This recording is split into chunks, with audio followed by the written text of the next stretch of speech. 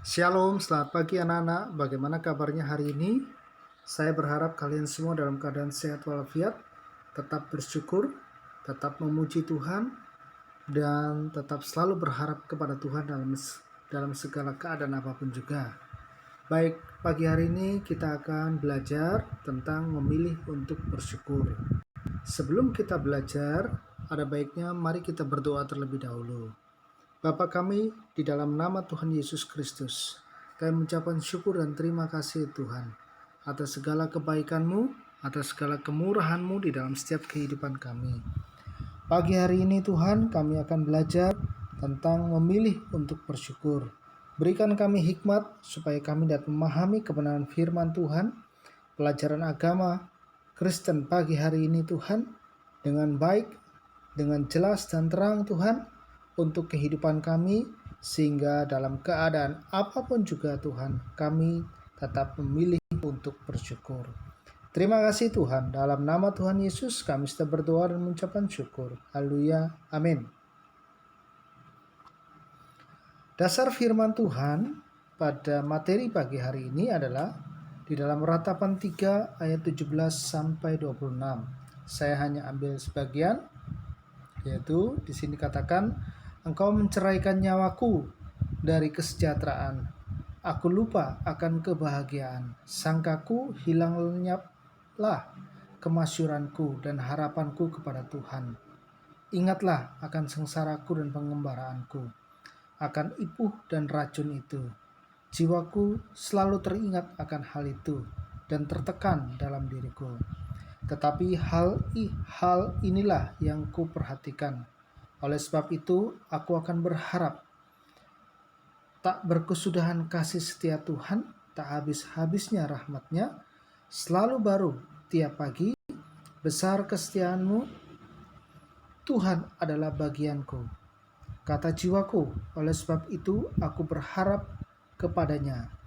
Tuhan adalah baik bagi orang yang berharap kepada-Nya, bagi jiwa yang mencari Dia. Adalah baik menanti dengan diam pertolongan Tuhan. Nah, di sini kita bisa lihat bahwa bagaimana Yeremia ketika menghadapi tekanan yang besar, dia selalu teringat akan Tuhan, kasih setia Tuhan yang tak habis-habisnya, selalu baru tiap pagi dan besar kesetiaan Tuhan. Kita boleh belajar dari Nabi Yeremia ini. Dasar firman Tuhan yang kedua adalah dari Habakuk pasal 3 ayat 17 sampai 19. Sekalipun pohon ara tidak berbunga, pohon anggur tidak berbuah, hasil pohon zaitun mengecewakan, sekalipun ladang-ladang tidak menghasilkan bahan makanan, kambing domba terhalau dari kurungan, dan tidak ada lembu sapi dalam kandang, namun aku akan bersorak-sorak di dalam Tuhan, beria-ria di dalam Allah yang menyelamatkan aku. Allah Tuhanku itu kekuatanku, membuat kakiku seperti kaki rusa. Ia membiarkan aku berjejak di bukitku. Nah, tadi tentang ratapan dari Yeremia, sekarang tentang Habakuk, di mana Habakuk pun di sini katakan sekalipun pohon ara tidak berbunga, hal-hal yang tidak mengenakan dia dapatkan, tetapi dia tetap bersorak-sorak di dalam Tuhan, beria-ria di dalam Allah yang menyelamatkan diriku atau menyelamatkan aku. Luar biasa. Kemudian dalam perjanjian baru di sini katakan dalam Efesus 5 ayat 1 sampai 4. Sebab itu jadilah penurut-penurut Allah seperti anak-anak yang kekasih, dan hiduplah di dalam kasih, sebagaimana Kristus Yesus juga telah mengasihi kamu dan telah menyerahkan dirinya untuk kita sebagai persembahan dan korban yang harum bagi Allah. Tetapi percabulan dan rupa-rupa kecemaran atau keserakahan disebut saja pun jangan di antara kamu, sebagaimana sepatutnya bagi orang-orang kudus. Demikian juga perkataan yang kotor, yang kosong atau yang sembrono, karena hal-hal ini tidak pantas, tetapi sebaliknya ucapkanlah syukur. Dalam perjanjian baru pun tetap memilih untuk bersyukur. Curah pendapat, apakah kamu pernah mengeluh? Tentang apa kamu mengeluh? Kepada siapa keluhanmu itu ditujukan dan disampaikan? Apa reaksi dari orang-orang tersebut ketika mendengar keluhanmu? Jangan mengeluh. Memilih untuk bersyukur dapat diibaratkan seperti ketika kita menghadapi sebuah masalah. Maka ada beberapa pilihan solusi yang bisa kita pilih. Ada sejumlah pilihan dan kita diminta untuk memilih bersyukur. Karena ini adalah yang terbaik, yang paling sesuai dengan keadaan kita. Hidup bersyukur itu pilihan, tidak tergantung pada situasi dan kondisi di luar diri kita. Dalam keadaan susah dan berat pun kita harus bersyukur. Nah, di sini kita bisa belajar bagaimana dalam keadaan yang berat, dalam keadaan yang susah, kita harus tetap bersyukur. Seperti yang kita alami saat ini, yaitu di tengah pandemi COVID-19, kita melihat hal yang baik dan kita bersyukur dari situasi kondisi yang tidak mengenakan saat ini. Kita belajar dari Nabi Yeremia. Nabi Yeremia ini lahir dan dibesarkan di sebuah desa yang bernama Anatot, terletak 6 km arah timur laut dari Yerusalem. Ia adalah seorang putra seorang imam. Yeremia memberitakan firman Tuhan mulai dari zaman Yosia dari kerajaan Yehuda, dilanjutkan dengan Raja Yoyakim dan Raja Sedekia, keduanya anak dari Raja Yosia, sehingga kemudian bangsa Israel dan penduduk Yerusalem serta Yehuda mengalami pembuangan ke negeri Babel. Seluruh seruan Nabi Yeremia bisa kita baca di dalam kitab Yeremia, menunjukkan kegigihan Yeremia dalam menghadapi bangsa Israel dan Yehuda yang keras kepala, tidak taat, dan terus-menerus hidup menyimpang dari jalan Tuhan. Selama masa tugasnya, Yeremia tidak jemu-jemu memperingatkan bangsanya agar bertobat dan meninggalkan dosa mereka. Sebab kalau tidak, hukuman Allah akan segera turun atas mereka. Akan tetapi, tidak satupun perkataan Yeremia yang didengarkan oleh mereka. Bahkan mereka justru berulang kali melakukan penghinaan terhadap Yeremia.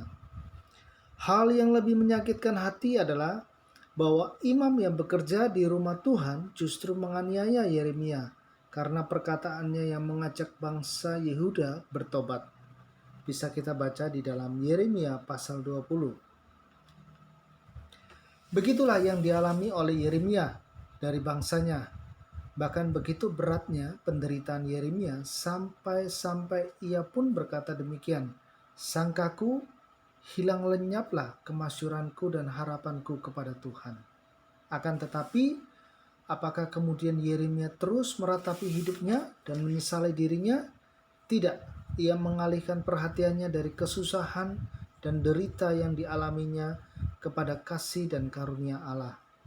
Katanya, "Tetapi hal-hal inilah yang kuperhatikan. Oleh sebab itu, aku akan berharap. Tak berkesudahan kasih setia Tuhan, tak habis-habisnya rahmat-Nya. Selalu baru tiap pagi, besar kesetiaanmu." Ratapan pasal 3 ayat 21-23. Karena itu Yeremia pun tetap bersyukur. Artinya, Yeremia tidak mau terpaku pada kemalangan dan kesulitan yang ia alami, melainkan tetap melihat kepada Tuhan dan kuasa-Nya yang memampukan Yeremia selaku nabi untuk tetap berkarya baginya. Kita belajar lagi dari Nabi Habakuk. Habakuk menjadi nabi pada zaman Raja Yoyakim, tahun 608 sebelum Masehi sampai 597 sebelum Masehi. Raja Yoyakim adalah seorang raja yang jahat. Karena itu Tuhan tidak berkenan kepadanya. Ia menjadi penyebab bangsanya terjerumus ke dalam jurang kehancuran. Kita bisa baca di dalam 2 Raja-Raja pasal 23 sampai ayat 34 sampai 2 Raja-Raja pasal 23 ayat 34 dan kemudian 2 Raja-Raja pasal 24 ayat kelima, Yeremia 22 ayat 18. Habakuk hidup dalam keprihatinan karena bangsanya, bangsa Yehuda, tidak hidup dalam kebenaran. Sebaliknya, kelakuan mereka penuh dengan kejahatan, ketidakadilan, pemberontakan, dan berbagai pelanggaran hukum lainnya.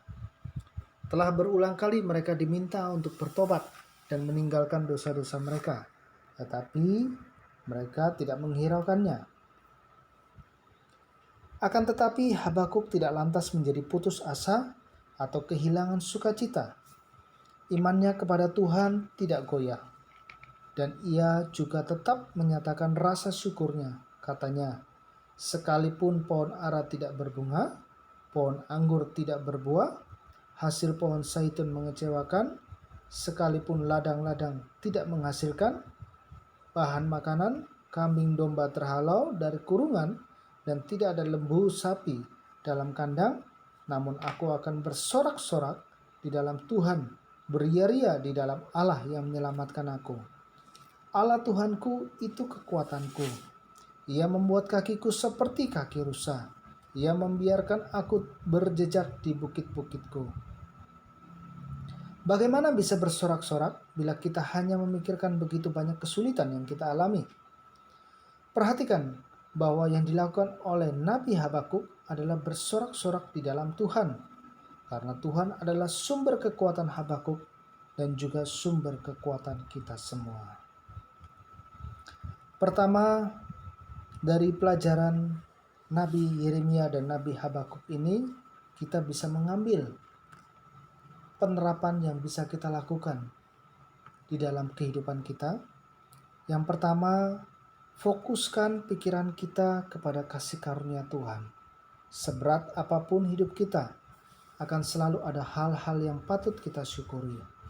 Kita dapat bangun dan menghirup udara segar dengan tubuh yang sehat.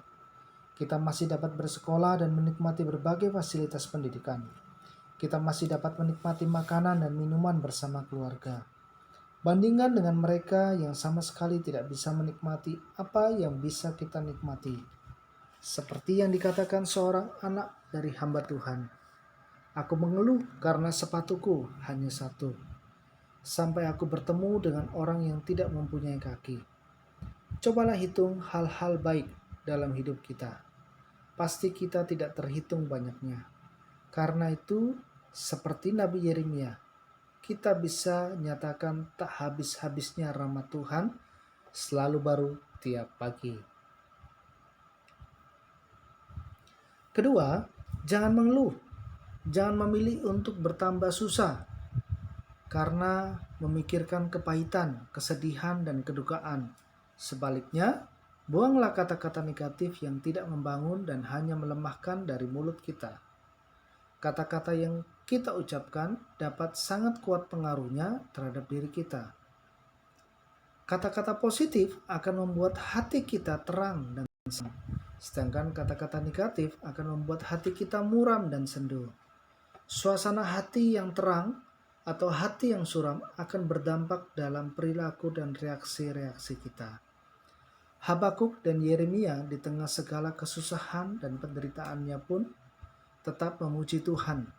Sama seperti Habakuk, sekalipun pohon ara tidak berbunga, pohon anggur tidak berbuah, hasil pohon zaitun mengecewakan, namun aku akan bersorak-sorak di dalam Tuhan. Dengan kata lain, sekalipun ia mengalami kesusahan dan kekecewaan, tetapi ia tidak mengeluh, ia tetap bergembira. Ketiga, lakukan hal-hal yang baik dan berguna untuk orang lain. Ketika kesusahan dan masalah kita alami, biasanya kita cenderung jadi kehilangan semangat, merasa tidak berguna, merasa diri menjadi orang yang paling malang dan harus dikasihani, sehingga kita menjadi semakin sulit untuk bersyukur. Lakukanlah kebaikan bagi orang lain yang dapat dimulai dari bisa hal-hal biasa dan sederhana. Misalnya, membantu ayah berkebun atau menolong ibu membersihkan rumah, membuat kartu ucapan selamat ulang tahun buat teman, ikut kunjungan ke panti asuhan bersama-sama teman gereja. Pada saat kita melakukan kebaikan bagi orang lain, saat itu kita akan merasakan kegembiraan. Kita tidak lagi terpaku kepada kesusahan sendiri. Keempat, buatlah catatan harian yang isinya adalah hal-hal yang kita syukuri setiap hari. Niscaya kita akan semakin melihat betapa ajaibnya Tuhan kita yang terus memberikan rahmat baru setiap pagi. Rangkuman dari pelajaran ini adalah hidup bersyukur tidak tergantung pada situasi dan kondisi di luar diri kita. Dalam keadaan susah dan berat pun, sebetulnya kita dapat memilih untuk bersyukur. Nabi Habakuk dan Nabi Yeremia adalah contoh yang dapat tetap bersyukur, adalah contoh orang yang dapat tetap bersyukur walaupun mereka tengah mengalami kesusahan. Mereka tidak patah semangat dan mengeluh dalam penderitaannya. 4 hal yang dapat kita lakukan untuk belajar selalu bersyukur dalam hidup yang berat sekalipun adalah 1.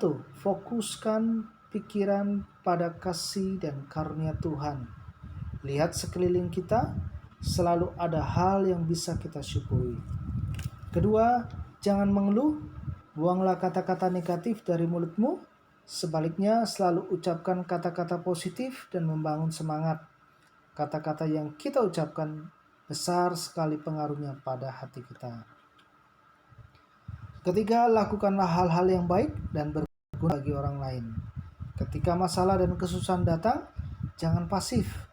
Jangan biarkan diri kita jatuh pada sikap mengasihani diri sendiri.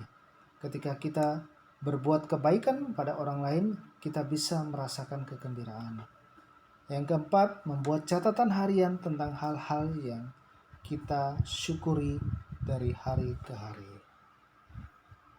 Ya, demikianlah materi kita pagi hari ini, dan kita akan tutup dalam doa.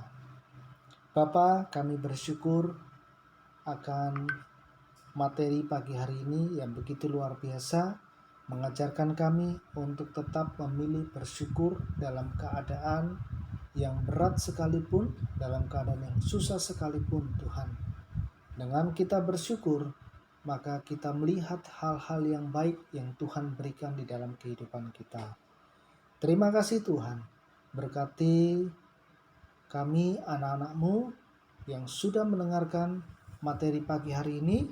Biarlah ini menjadi bagian di dalam kehidupan kita, menjadi karakter kita, menjadi kebiasaan kita untuk memilih bersyukur dalam keadaan apapun juga.